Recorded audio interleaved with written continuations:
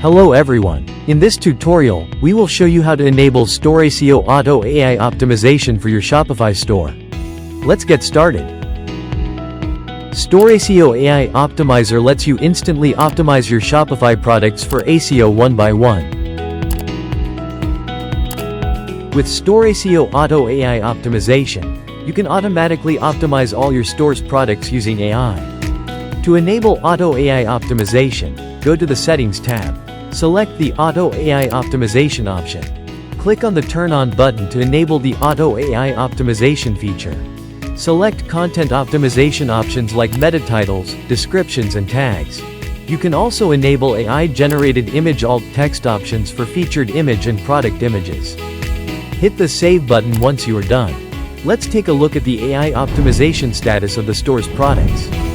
As you can see, the products in our store now show an AI-generated status beside their names. All of these products have been automatically optimized for SEO with the Auto AI optimization feature. We hope you found this video useful. Don't forget to like, share and subscribe. We wish you a powerful Shopify journey.